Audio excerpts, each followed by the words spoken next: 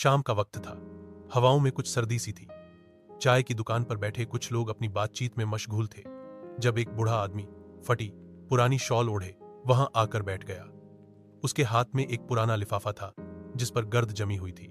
वो चुपचाप चाय वाले से बोला, एक कप सादा चाय दे दो बेटा। चाय वाला हैरान हुआ, बोला, बाबा पैसे हैं आपके पास? बुजुर्ग ने मुस्कुराकर सर हिलाया और कहा, अभी नहीं, लेकिन एक कहानी है मेरे पास। अगर तुम सुनो तो शायद ये चाय से ज्यादा कीमती हो। दुकान पर बैठे सब लोग हौंस पड़े, लेकिन चाय वाला किसी वजह से रुक गया। उसने एक कप चाय बनाकर बाबा को दे दी और कहा, सुनाओ बाबा, क्या कहानी है? बुजुर्ग ने गहरी सांस ली और कहने लगा, ये लिफाफा जो तुम देख रहे हो, ये मेरी जिंदगी का सबसे अहम हिस्सा है। आज से तकरीबन 40 साल पहले मैं भी तुम्हारी तरह जवान था। एक डाकिया था मैं।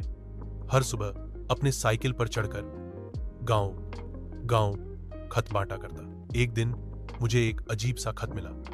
इस पर कोई पता नहीं था, सिर्फ लिखा था, उस तक पहुंचा देना जो इसे पढ़ सके। मैं हैरान रह गया। मैंने कई दिन उस लिफाफे को अपने पास रखा, फिर सोचा चलो इसे पढ़ा जाए। जब खत खोला तो उसमें एक लड़की की तहरीर थी।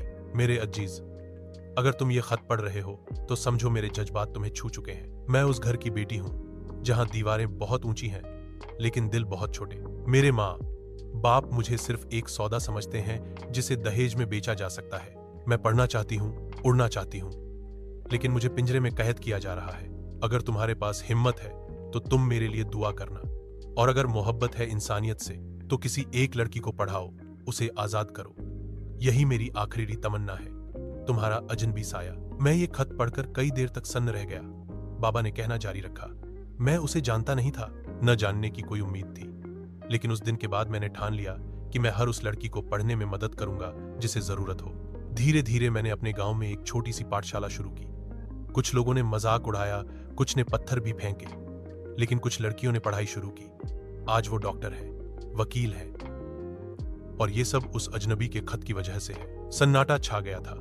दुकान पर बैठे सब लोग अब चाय नहीं, उस लफ्जों को पी रहे थे। चाय वाला रुंधे गले से बोला, बाबा फिर आप इस खत को क्यों लिए फिरते हैं अब भी? बाबा ने मुस्कुराकर कहा, क्योंकि अब मैं उस अजनबी को ढूंढ रहा हूं। शायद किसी दिन किसी मोड़ पर कोई लड़की ये खत पढ़कर कहे, ये मैंने लिखा था। हर दिल में एक आवाज होती है, कभी चीख बनकर, कभी खत बनकर। जरूरत सिर्फ इतनी है कि हम सुन सकें, पढ़ सकें और फिर कुछ कर सकें। ये जिंदगी सिर्फ जीने के लिए नहीं, किसी और की जिंदगी बदलने के लिए भी होती है।